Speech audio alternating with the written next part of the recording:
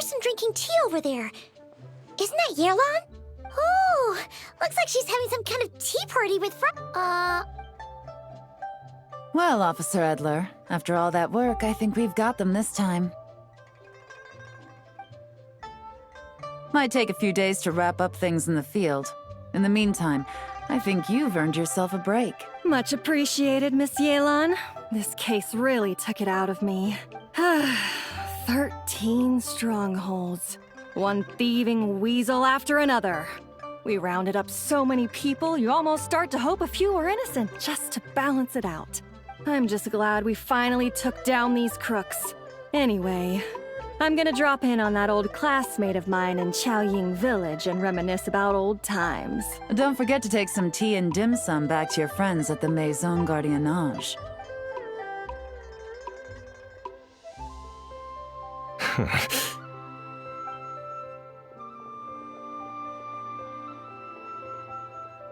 Oh, looks like Yelan's friend left. Paimon kinda wanted to meet her. Ah, another pleasant surprise. Traveler, Paimon, take a seat. Excuse me, a pot of your finest Yunlai white tea if you would. And 2 more place settings. Now, judging by that expression, I assume you came over to ask about the 2 spies that were just watching us. Ah! Spies? What spies? There were spies around here just now? Oh, more than that, I'm sure. I bet they already sent someone to tail Officer Edler. Anything to foil our operation. Oh, so you're tracking down some criminals? They've got some nerve spying on you like that. Pretty bold if you ask Paimon. Well, those tend to be the kinds of cases that cross my desk. If I could leave it to someone else, I would. I could have been on vacation right now. Mora laundering, to the tune of 10 figures and counting. Laundry? What does that have to do with Mora? And who are these figures? There are 10 of them?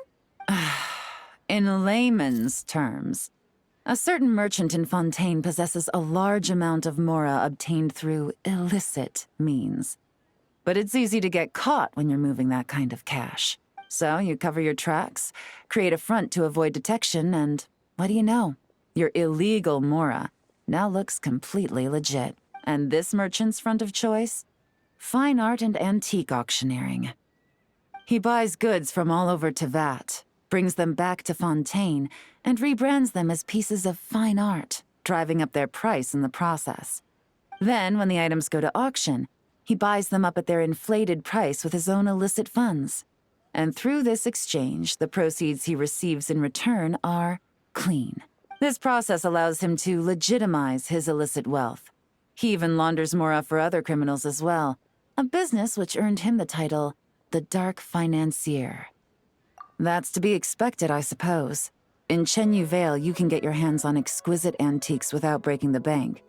Tea sets, porcelain, jade, statues, all easily marketed as pieces of fine art. Liyue goods being used in illicit underground schemes poses a real threat to our trade standing in the long run. So, instead of getting to enjoy my long-awaited vacation in Fontaine, it's back to work for me. Okay, Paimon thinks she gets it now. It's like moving Mora from one hand to the other. In other words, just disguising where it originally came from.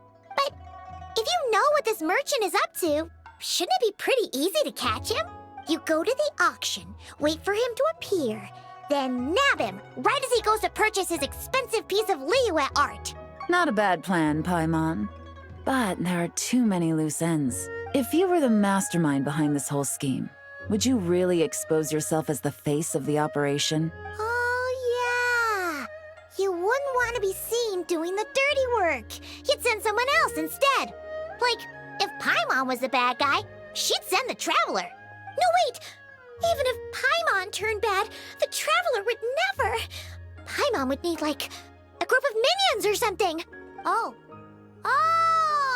Paimon gets it now. Even if you track down the goods, if this dark financier guy isn't the one doing the buying at the auction, you won't catch him. It's not just a matter of who's at the auction.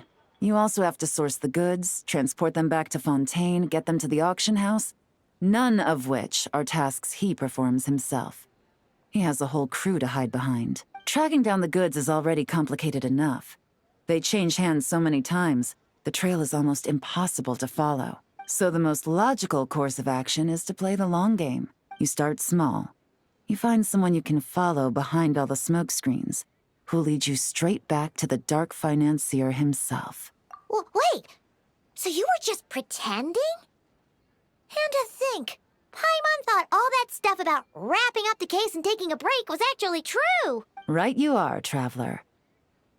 Working with the Millilith and Officer Edler, we managed to launch attacks on all of the Dark Financier's strongholds, which allowed us to nab most of his crew.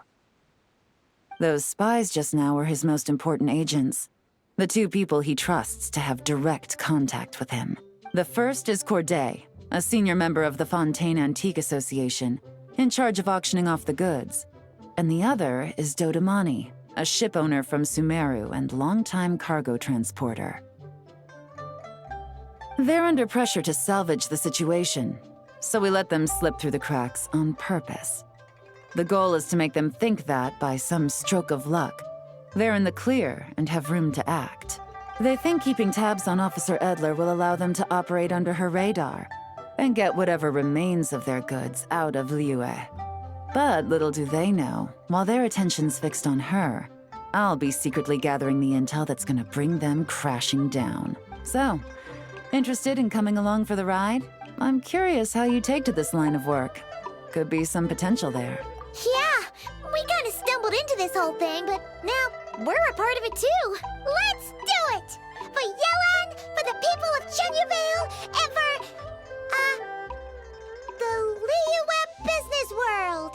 I admire your selflessness, Traveler and Paimon. Let me be the one to look out for your self-interests then. Namely, your payment. How about we do this the Fontainian way? You'll get exactly what a top agent receives for a dangerous field mission. Getting started is always the hardest part, but luckily, I have a lead. The Dark Financier's crew is even more on guard than usual, so our best bet is to do some counter-surveillance to get on the right track. And I think I know just the place to start. Let's head northeast and see if I'm right.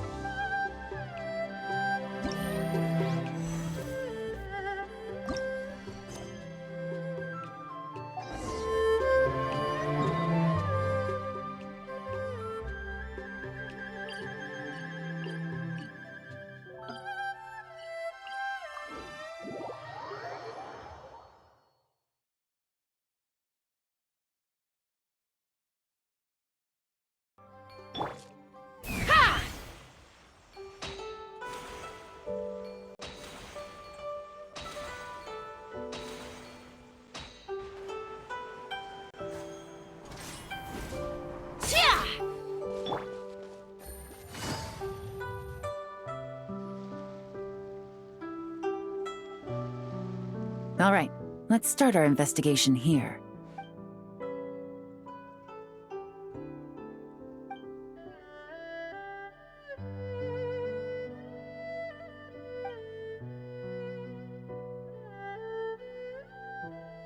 So, we can all agree this is just a normal stretch of wilderness, right? Paimon doesn't see any bad guys to nab around here. Well, it didn't take long for you to understand our role here, Traveler. Thinking like a top agent already. Impressive. Like I said, we need to start small. If we want to track down the man himself, our best bet is to start with his goods. So right now, finding his stock is our #1 priority. And to do that, locating his hidden stronghold is imperative. Which brings us to why we're here. Pretty good vantage point from up here, don't you think? Huh, guess so. Paimon can see the port of Yelan Wharf, the boats in the distance, and some kind of tower. What's that for? It's a lighthouse. The Millilith use it to monitor the situation at sea. In addition, the flashing of the light can also serve as a means of communication. Oh, let's hear it.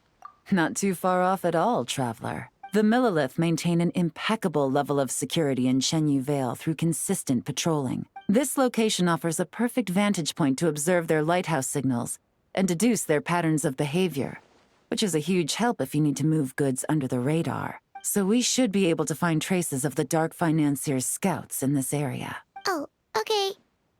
Paimon doesn't quite follow, but she'll take your word for it. It's simple. Just take this forensic imaging device and investigate the surrounding area. As long as we're meticulous, I'm positive we'll find something.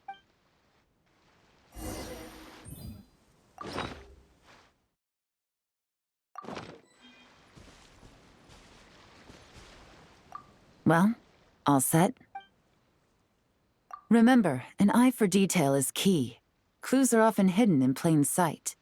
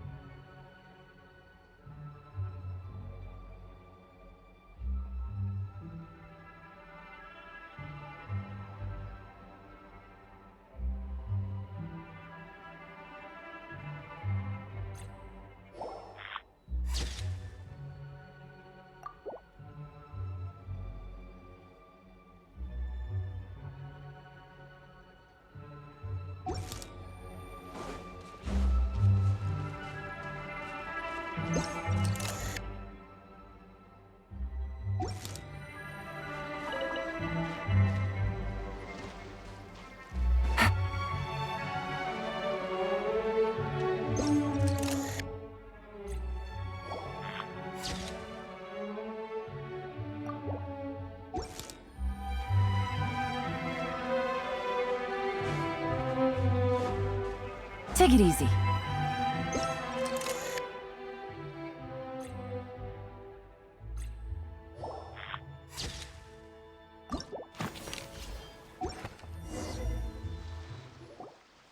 Some good finds. Whatever door this key opens could be critical to the investigation. And this carrier pigeon tube contains several coded messages. Huh. So there really is evidence around here. It's like these guys aren't even afraid of getting caught. What if the Millilith noticed them spying and decided to investigate? These objects suggest the Dark Financier scouts were likely disguised as fishermen. People like that are trained not to crack under pressure. All they'd need to do is come up with a believable excuse, like needing a place to rest. The Millilith can't investigate or apprehend a civilian without probable cause. Ugh. Paimon can just see their smug faces getting away with something like that. Not to mention, the traces on these objects are fresh, which means the scout here is still active and wasn't among those caught by Officer Edler. So we need to stay vigilant. We can't let them know we're still on their tail.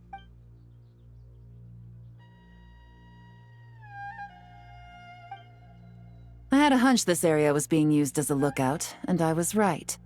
But that still leaves the question of where the goods are hidden. Any ideas? Spot on again, Traveler.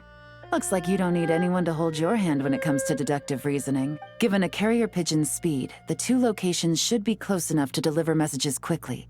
That means the base we're looking for should be within a certain radius, ruling out areas within line of sight of the lighthouse, as well as places with a lot of foot traffic. That just leaves the shallows to the north of Mount Mingyuan? That certainly sounds plausible. You have the cover of the mountains, and the advantage of hiding right under the authorities' noses. Well, our next destination is decided then. Let's go.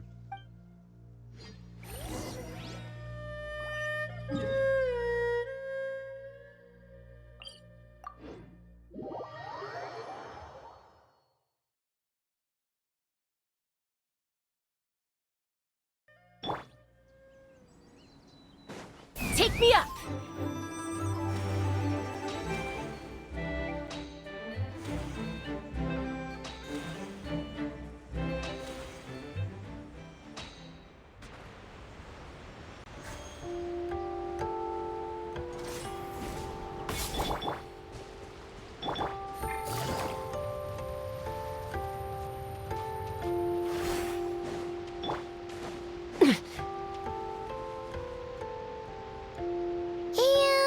Nothing out of the ordinary here, either. That's right. No detail is too small to investigate. I believe in you.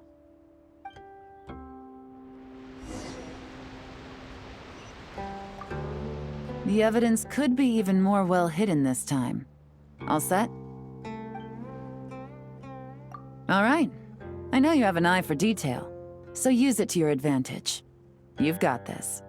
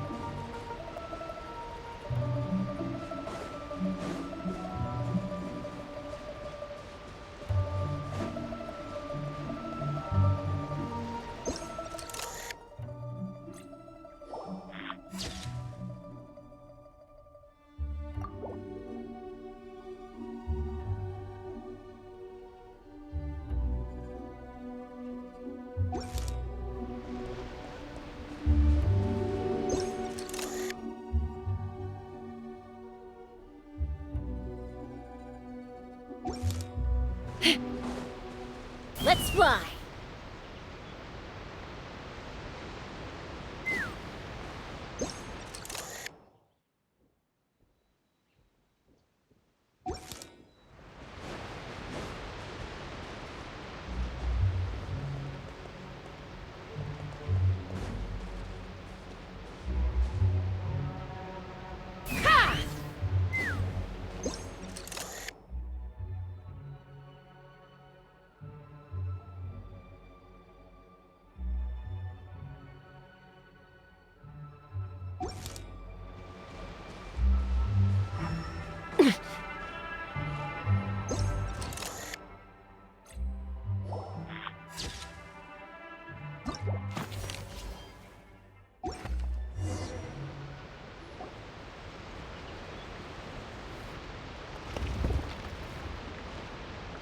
This must be it!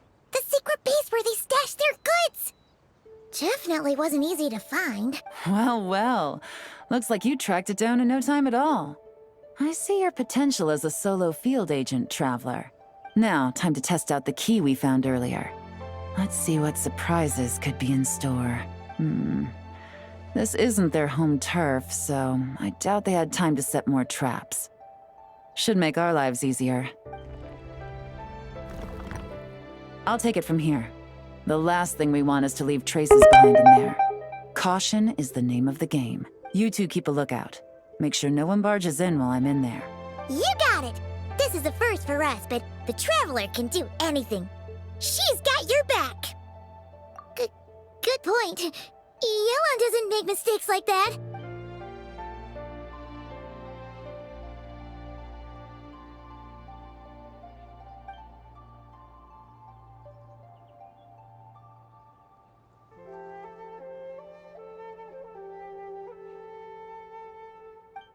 All right, that's done.